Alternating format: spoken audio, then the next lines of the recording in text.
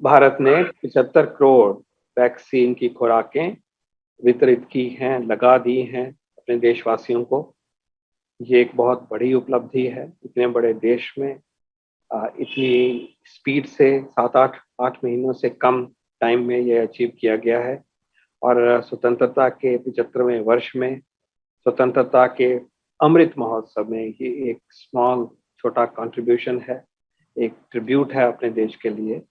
और ये माइलस्टोन हमें उत्साह भी देता है, हमें सेटिस्फेक्शन भी देता है और आगे बढ़ने के लिए हमें प्रेरित भी करता है। हमें आप कॉन्फिडेंस देता है कि हम आगे इस काम को पूरा कर सकेंगे और इस कोरोना की लड़ाई में हम देश जो है की विजय प्राप्त करने को संभव होते हुए हम देख सकते हैं।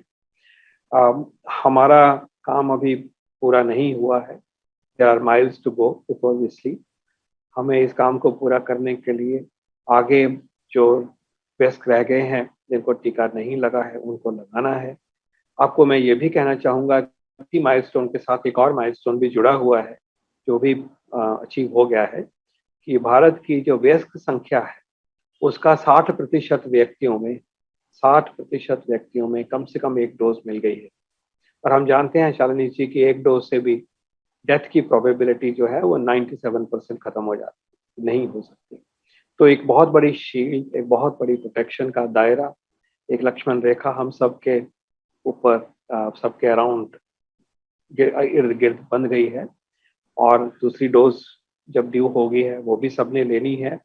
और खुशी की बात है कि अगर हम 75% कवरेज माने सिंगल डोज का, तो 15 स्टेट, राज्य या यूनियन टेरिटरीज, और उसमें कुछ राज्य जो हैं वो बड़े राज्य भी, मध्य प्रदेश है, गुजरात है, केरल है, हिमाचल प्रदेश है।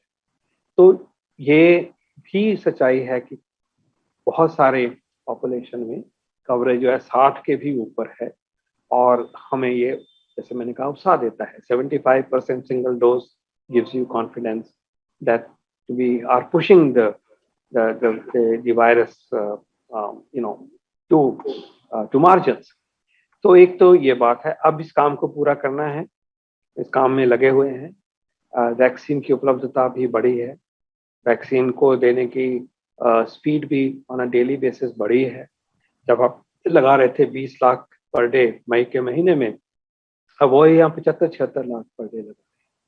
तो इस काम को पूरा करना है। जितने भी वयस्क हैं हमारे, उनको ये टीका लग जाए, वो प्रोटेक्ट हो जाए। और उसके बीच में हमारा ध्येय ये होना चाहिए कि अपने आप को इतना हम अनुशासित रखें कि वायरस को अपने परिवार में, अपने पास नहीं आने दें। और वो काम हमें मास्क पहन के, सोशल डिस्टेंसिंग करके, भीड़ में अब ना जाके, फालतू में ट्रैवल नहीं करके, और आने वाले उत्सवों में संयम से काम लेते हुए अपने आप को बचा के रखना है।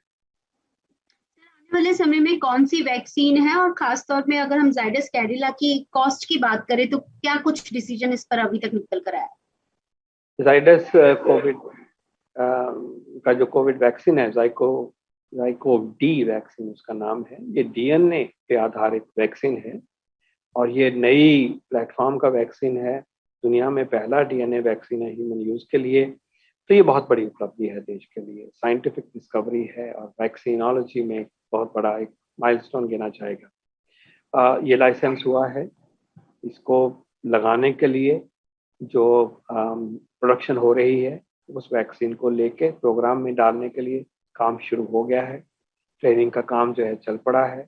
हाँ, उसके प्राइस की बात भी साथ साथ चल रही है और इसका जो प्राइस होगा, इसकी कीमत होगी, उसको तय किया जाएगा और इसको प्रोग्राम में डाला जाएगा और आगे भी शुरू होगा। इसके अलावा भी हमारे वैक्सीन के पोर्टफोलियो में स्पुतनिक तो पहले ही जुड़ा हुआ है वैक्सीन, वो भारत में भी बनना शुरू हो गया। दोनों कंपोनेंट अब स्टेबल हो गए हैं, बनने शुरू हो गए।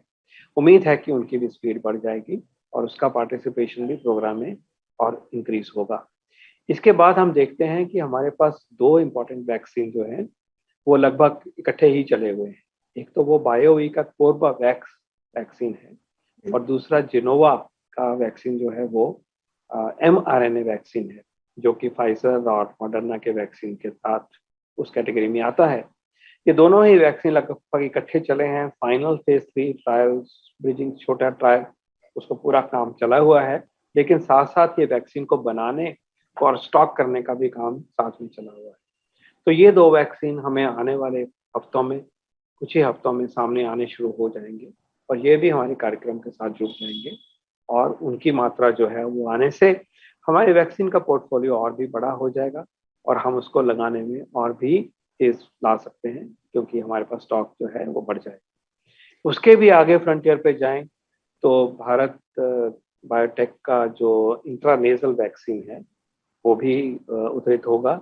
इसी प्रकार से नोवावैक्स का जो कोवावैक्स वैक्सीन सीरम बना रहे हैं, बाहर बना है लेकिन यहाँ भी उसको एसेंशियल मिलने की उम्मीद है, वो भी आ जाएगा। तो देख सकते हैं कि कुल मिला के भारत में वैक्सीन की, एग्जिस्टिंग वैक्सीन की मात्राएं भी बढ़ेंगी और वैक्सीन का पोर्टफोलियो बुके जो है वो भी बढ़ जाएगा। इससे फायदा ये है कि मान लीजिए कि एक वायरस का वेरिएंट जो है वो किसी एग्जिस्टिंग वैक्सीन को न्यूट्रलाइज करता है खुद, तो हमें रहेगा कि हम दूसरे प्लेटफॉर्म पे हम जा सकते हैं और आगे बढ़ते हुए पैंडेमिक की जो शक्ल स्वरूप होगा उसमें देश के लिए चॉइसेस बढ़ जाएंगी।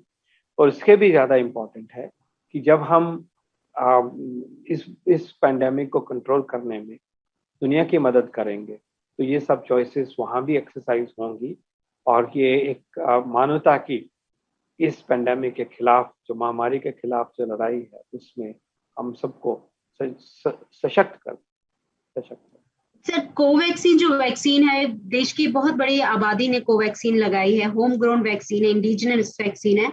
ऐसे में सबको इंतजार है कि क्योंकि लोगों को बाहर जाना है, किसी का कुछ काम है, किसी का कुछ, तो ऐसे में सर कब तक उम्मीद है कि WHO से EUL मिल जाएगा कोवैक्सीन को? कि लोगों को इसका बहुत इंतजार है और WHO खुद ऑफिशियली स्टेटमेंट दे चुका है कि मिड ऑफ सितंबर तक, मतलब यानी कि आने वाले एक आध हफ्ते में उम्मीद है कि EUL होगा कोवैक्सीन के पास। कोवैक्सीन को EUL मिलना एक बहुत इंपॉर्टेंट माइलस्टोन होगा, बहुत बड़ी अचीवमेंट भी होगी, क्योंकि एक ग्लोबल फिल्टर से निकल के, कड़ी से निकल के वो पूरी तरह से चिन्हित हो जाएगा, ग्लोबल वैक्सीन बन जाएगा। जैसे कि आप खुद ही कह रहे हैं कि इस प्रक्रिया में WHO ने अपना काम, रोलिंग रिव्यूज, डेटा एग्जामिनेशन, सारा कुछ काम चला हुआ है और सितंबर का महीना, मिड सितंबर में हम पहुंच गए हैं।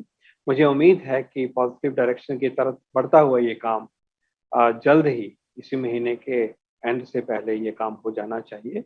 इसमें भारत सरकार उनके साथ लगातार टच में है, लेकिन हमें उन सिस्टम्स को पैन आउट होने देना चाहिए, उनकी तसल्ली, उनका एग्जामिनेशन पूरा होना चाहिए। लेकिन उसी तरह से हमारी भी आकांक्षा है कि सब देश की आकांक्षा है कि ये वैक्सीन जल्दी से जल्दी उस पॉइंट को क्रॉस करके आगे आए।